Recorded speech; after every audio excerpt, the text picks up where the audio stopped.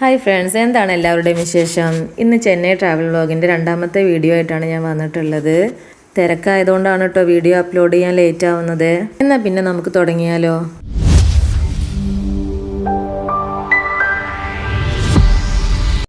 അങ്ങനെ ഞങ്ങളുടെ കുട്ടിയും ചട്ടിയും പെട്ടിയും ഒക്കെ എടുത്ത് ഞങ്ങൾ വണ്ടിയിൽ കയറി യാത്ര തുടങ്ങി. ഞങ്ങൾ ഓഡിറ്റോറിയത്തിലേക്കാണ് ഇപ്പോൾ പോയിക്കൊണ്ടിരിക്കുന്നത്. അതിരാവിലെ ആയതുകൊണ്ട് തന്നെ റോഡിൽ വല്ലാതൊരു ട്രാഫിക്കൊന്നും ഇല്ല കേട്ടോ. പിന്നെ ഞാൻ പറഞ്ഞിട്ടുണ്ടായിരുന്നില്ലേ, നമ്മുടെ നാട്ടിൽ ഓട്ടോറിക്ഷ പോലെ അവിടെ ഏറ്റവും കൂടുതൽ കാണുന്നത് ഈ വാനാണെന്ന്. പൂനമല്ലി ടൗണിലൂടെയാണ് നമ്മളിപ്പോൾ പോയിക്കൊണ്ടിരിക്കുന്നത് കേട്ടോ. നല്ല ഭംഗിയുള്ള കുറേ ബിൽഡിങ്ങുകളൊക്കെ ഇവിടെ കാണാൻ കഴിയുന്നുണ്ട്. ചില ബിൽഡിങ്ങുകളെ പറ്റിയിട്ട് ഞാൻ നിങ്ങൾക്ക് പറഞ്ഞു തരാം കേട്ടോ. ഇതാണ് ചെന്നൈ വിക്ടോറിയ പബ്ലിക് ഹാള്. 1880കളിൽ ചുവന്ന ഇഷ്ടിക കൊണ്ട് നിർമ്മിച്ചിട്ടുള്ള നഗരത്തിലെ ആദ്യത്തെ ടൗൺ ഹാളാണിത്. ഇവിടെ ഗാന്ധിജിയും വിവേകാനന്ദനും ഭാരതിയാറും ഒക്കെ പ്രഭാഷണത്തിന് വന്നിട്ടുണ്ട്. ഈ വൈറ്റ് കളറിൽ കാണുന്നത് ചെന്നൈ ഗ്രേറ്റ് കോർപ്പറേഷൻ ബിൽഡിംഗ് ആണ്. ഈ ബിൽഡിങ്ങിൽ വലിയൊരു ക്ലോക്ക് കാണാം. ക്ലോക്ക് വർക്കിംഗ് ആണോ എന്നൊന്നും ആരും ചോദിക്കരുതേ. വണ്ടി സ്പീഡിൽ പോകുമ്പോൾ അതൊന്നും നോക്കാനുള്ള സമയം നമുക്കില്ല. എന്തായാലും ഇവിടെ ഒത്തിരി ബിൽഡിങ്ങുകളുണ്ട്. അടുത്തടുത്തായിട്ടുള്ള ഒരുപാട് ബിൽഡിങ്ങുകളുണ്ട്. എല്ലാ ബിൽഡിങ്ങുകളെ കുറിച്ചുള്ള ചരിത്രമൊന്നും എനിക്കറിയില്ല. അറിയാവുന്നത് ഞാൻ നിങ്ങളുമായിട്ട് ഷെയർ ചെയ്തു എന്ന് മാത്രം. ഇവിടെ ടൗൺ ഏരിയ ആയതുകൊണ്ട് തന്നെ ഇവിടെ നല്ല ഹൈജീനായിട്ട് വെച്ചിട്ടുണ്ട് കേട്ടോ. റോഡും പരിസരമൊക്കെ നല്ല വൃത്തിയിലാണുള്ളത്. അങ്ങനെ ഞങ്ങളുടെ നേരത്തെ യാത്രയ്ക്കൊടുവിൽ ഞങ്ങൾ സ്ഥലത്തെത്തി. ഈ തൊപ്പിയിട്ടിട്ടുള്ളതാണ് ഞങ്ങളുടെ ചെന്നൈയിലെ ചെറിയ മാമ ഹമീദ് മാമ. ഹമീദ് മാമയുടെ മോനാണ് ഈ പെട്ടി പിടിച്ചിട്ടുള്ളത്, അർഷാദ്. ഇതാണ് ഞങ്ങളുടെ ചെന്നൈയിലെ വലിയ മാമ ഉണ്ണിമാമ. ഉണ്ണിമാമ ഞങ്ങൾക്ക് ഓഡിറ്റോറിയം കാണിച്ചതാണ്. ഈ ഓഡിറ്റോറിയത്തിനോട് ചേർന്നിട്ടാണ് ഞങ്ങൾക്ക് താമസിക്കാനുള്ള റൂം ഒരുക്കിയിട്ടുള്ളത്. അവിടുത്തെ ഓഡിറ്റോറിയത്തിൽ നമ്മളെ നാട്ടിലെ പോലെയല്ല കേട്ടോ. ഒരുപാട് ദൂരത്ത് നിന്ന് വരുന്ന ആളുകൾക്ക് താമസിക്കാനുള്ള ഒരുപാട് റൂമുകളുള്ള അപ്പാർട്ട്മെൻറ്റുകൾ ഈ ഓഡിറ്റോറിയത്തിനോട് ചേർന്നിട്ട് അവിടെ ആ നാട്ടിലുണ്ട്. അങ്ങനെ ഞങ്ങൾ റൂമിലെത്തി കുളിച്ച് ഫ്രഷായി ബ്രേക്ക്ഫാസ്റ്റ് കഴിച്ചു, ലഞ്ച് കഴിച്ചു. ഞങ്ങളുടെ യാത്രാക്ഷീണമൊക്കെ ഒന്ന് മാറിയതിന് ശേഷം ടൗണിലേക്ക് ഞങ്ങൾ മറീന ബീച്ച് കാണാൻ വേണ്ടിയിട്ട് പോയിക്കൊണ്ടിരിക്കുകയാണ്. കാലത്ത് ഞങ്ങൾ വന്ന് ഇറങ്ങിയപ്പോഴുള്ള അവസ്ഥ അല്ല ഇപ്പോൾ റോട്ടിൽ. ഇപ്പോൾ ഭയങ്കര ട്രാഫിക്കും അതിനേക്കാളേറെ ആളുകളുടെ തിരക്കും ഉണ്ട് റോഡിൽ.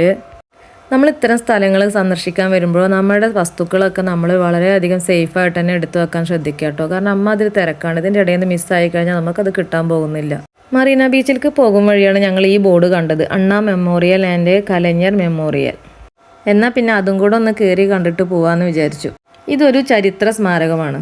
2 ആളുകളുടെ സ്മാരകമാണ് ഇതിനുള്ളിൽ സ്ഥിതി ചെയ്യുന്നത്. തമിഴ്നാട് മുഖ്യമന്ത്രി ആയിട്ടുണ്ടായിരുന്ന അണ്ണാദുരൈയുടെ സ്മാരകമാണ് ഇതിനുള്ളിൽ ആദ്യം സ്ഥാപിക്കുന്നത്. കാഞ്ചീപുരം നടരാജൻ അണ്ണാദുരൈ, ഇതാണ് യഥാർത്ഥ പേര്. 1969 ഫെബ്രുവരിയിലാണ് തമിഴ് മക്കൾ സ്നേഹത്തോടെ വിളിച്ചിരുന്ന തമിഴ്നാട് മുൻ മുഖ്യമന്ത്രി അണ്ണാദുരൈയുടെ സ്മാരകം ഈ മറീന ബീച്ചിൽ സ്ഥാപിക്കുന്നത്. 1909 കാഞ്ചീപുരത്ത് ജനിച്ച അദ്ദേഹം പിന്നീട് മദ്രാസിൽ നിന്ന് എക്കണോമിക്സിലും പൊളിറ്റിക്സിലും പോസ്റ്റ് ഗ്രാജുവേഷൻ നേടി. മികച്ച എഴുത്തുകാരനും പ്രഭാഷകനും കൂടിയായിരുന്നു അദ്ദേഹം. സാമൂഹിക പ്രസക്തിയുള്ള അദ്ദേഹത്തിന്റെ രചനകൾ പിന്നീട് സിനിമകളായും നോവലുകളായും നാടകങ്ങളായും അദ്ദേഹം തമിഴ് മക്കൾക്ക് വേണ്ടി സമർപ്പിച്ചു. വേലക്കാരി, ചന്ദ്രോദയം, നല്ല തമ്പി ഇതൊക്കെ അണ്ണാദുരൈയുടെ മികച്ച ലേഖനങ്ങളിൽ പെട്ടതാണ്. അദ്ദേഹത്തിൻ്റെ ഭരണകാലത്ത് അദ്ദേഹത്തിൻ്റെ പരിശ്രമ ഫലമായിട്ടാണ് മദ്രാസ് എന്ന സംസ്ഥാനത്തിന് തമിഴ്നാട് എന്ന പുതിയ പേര് ലഭിച്ചത്. അങ്ങനെ ഒട്ടനവധി പ്രകടനങ്ങൾ അദ്ദേഹം തമിഴ് മക്കൾക്ക് വേണ്ടി സംഭാവന ചെയ്തിട്ടുണ്ട്. തുടർച്ചയായി 2 വർഷക്കാലം തമിഴ്നാട് മുഖ്യമന്ത്രിയായിട്ട് സേവനമനുഷ്ഠിക്കുമ്പോഴാണ് അദ്ദേഹത്തിന് ക്യാൻസർ പിടിപെട്ടിട്ട് മരണത്തിന് കീഴടങ്ങുന്നത്. ഇപ്പം നിങ്ങൾക്ക് കുറച്ച് അറിവ് ലഭിച്ചില്ലേ? ഇതുപോലെ ഇനിയും ഉണ്ട് കഥകൾ. പോകെ ഞാൻ പറഞ്ഞു തരാം. ഇതാണ് അണ്ണാദുരൈയുടെ സ്മാരകം. അവിടെ നിന്നിട്ടാണ് ആളുകൾ ഫോട്ടോ ഒക്കെ എടുക്കുന്നത്. ഇതിൻ്റെ തുടക്കം മുതൽ അവസാനം വരെ വൈറ്റ് കളറിലുള്ള ഗ്രാനൈറ്റ് ആണെന്ന് തോന്നുന്നു. നല്ല നീറ്റായി ക്ലീനായിട്ടാണ് എല്ലാ സ്ഥലവും വെച്ചിട്ടുള്ളത്. ഇതിൻ്റെ ഉള്ളിൽ ഒരുപാട് സ്ഥലങ്ങൾ നടന്ന് കാണാനുണ്ട് കേട്ടോ. പല സ്ഥലങ്ങളിലേക്കും ഞങ്ങൾ എത്തിയിട്ടില്ല.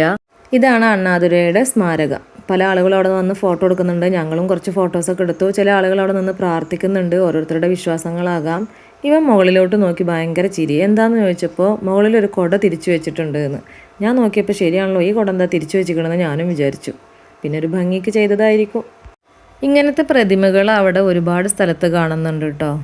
അടുത്തതായി അണ്ണാദുരൈക്ക് ശേഷം അധികാരത്തിലേറ്റ മുൻ മുഖ്യമന്ത്രി കരുണാനിധിയുടെ സ്മാരകമാണ് ഇവിടെ സ്ഥിതി ചെയ്യുന്നത്.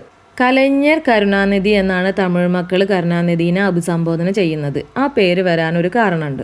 മികച്ച നാടക രചയിതാവും തിരക്കഥാകൃത്തും കൂടിയായിരുന്നു അദ്ദേഹം. അദ്ദേഹത്തിൻ്റെ 1950 തൂക്കുമേട എന്ന നാടകം ഹിറ്റായതിനെ തുടർന്നിട്ടാണ് സ്നേഹപൂർവ്വം ജനങ്ങൾ അദ്ദേഹത്തിന് കലഞ്ഞർ എന്ന് വിളിച്ചു തുടങ്ങിയത്. ഇത്ര നേരം നമ്മൾ ഭൂമിക്ക് മുകളിലുള്ള വിശേഷങ്ങളാണ് പറഞ്ഞിട്ടുണ്ടായിരുന്നത്. ഇനി നമുക്ക് കുറച്ചു നേരം ഭൂമിക്ക് അടിയിലേക്ക് പോകാം. കലഞ്ഞരുടെ അണ്ടർഗ്രൗണ്ട് മ്യൂസിയത്തിനുള്ളിലോട്ടാണ് നമ്മളിപ്പോൾ പോയിക്കൊണ്ടിരിക്കുന്നത്. വളരെ മനോഹരമായിട്ടാണ് ഇവിടുത്തെ ഓരോ ഇടങ്ങളും ഒരുക്കി വെച്ചിട്ടുള്ളത്. ഇതിനുള്ളിലോട്ട് എൻ്റർ ചെയ്യുമ്പോൾ തന്നെ നമുക്ക് ആദ്യം തന്നെ നിറയെ LED വാളുകൾ കാണാൻ പറ്റും. അതിൽ നിറയെ കരുണാനിധിയെ കുറിച്ചിട്ടുള്ള വിശദ വിവരങ്ങളൊക്കെ എഴുതി വെച്ചിട്ടുണ്ട്. തമിഴ് വായിക്കാൻ അറിയുന്നവർക്ക് അതൊക്കെ മനസ്സിലാവും.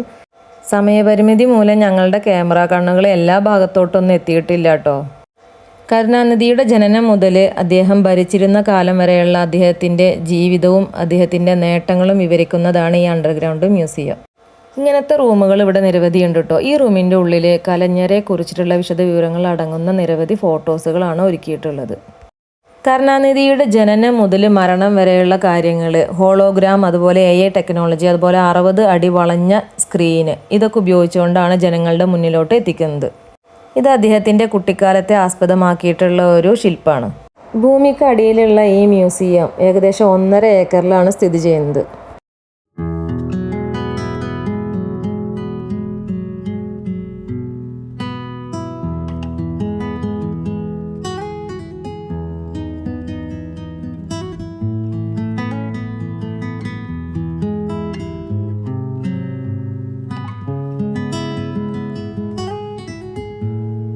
ഇതാണ് ഞാൻ നേരത്തെ പറഞ്ഞ അദ്ദേഹത്തിൻ്റെ ജനനം മുതൽ മരണം വരെയുള്ള കാര്യങ്ങൾ 60 അടി വളഞ്ഞ സ്ക്രീൻ ഉപയോഗിച്ചുകൊണ്ട് ജനങ്ങളുടെ മുന്നിലോട്ട് എത്തിക്കുന്ന സംവിധാനം. നേരത്തെ ഉണ്ടായിരുന്ന മുറിക്കുള്ളിലൊക്കെ കരുണാനിധിയെ കുറിച്ചിട്ടുള്ള വിശദ വിവരങ്ങൾ വായിച്ച് മനസ്സിലാക്കണമായിരുന്നു. ഇത് നമുക്ക് ഒരു സിനിമ കാണുന്ന പോലെ നമുക്ക് എല്ലാ വിവരണങ്ങളും കേട്ട് മനസ്സിലാക്കാൻ കഴിയുന്നതാണ്. തമിഴ്നാട്ടിലെ ഏറ്റവും കൂടുതൽ കാലം മുഖ്യമന്ത്രി ആയിട്ട് ഉണ്ടായിരുന്ന ഒരാളാണ് കരുണാനിധി. 2018 ഓഗസ്റ്റ് 7 വാർദ്ധക്യ സഹജമായ അസുഖത്താലാണ് അദ്ദേഹം മരണപ്പെടുന്ന സമയത്ത് അദ്ദേഹത്തിന് 94 വയസ്സായിരുന്നു. അടുത്തത് ഞങ്ങളൊരു 3D റൂമിനുള്ളിലോട്ടാണ് പോകുന്നത്. ഇവിടെ ഓരോ റൂമിനും ഓരോ പേര് നൽകിയിട്ടുണ്ട്.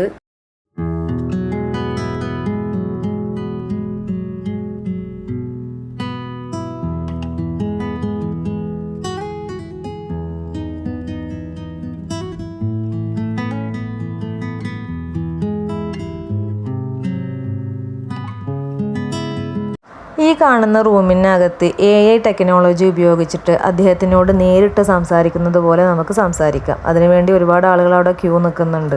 അപ്പോൾ ഇന്നത്തെ വീഡിയോയിൽ ഇത്രയാണ് യാത്രാവിശേഷങ്ങൾ. വീണ്ടും നമുക്ക് പുതിയ യാത്രാവിശേഷങ്ങളുമായി കണ്ടുമുട്ടാം. നിങ്ങൾക്ക് എൻ്റെ ചാനൽ ഇഷ്ടപ്പെട്ടെങ്കിൽ സബ്സ്ക്രൈബ് ചെയ്യുക, വീഡിയോ ലൈക്ക് ചെയ്യുക, ഷെയർ ചെയ്യുക, തൊട്ടടുത്തുള്ള ബെൽ ബട്ടണും കൂടെ അമർത്തണേ. വീണ്ടും സന്ധിക്കും വരേക്കും വണക്കം.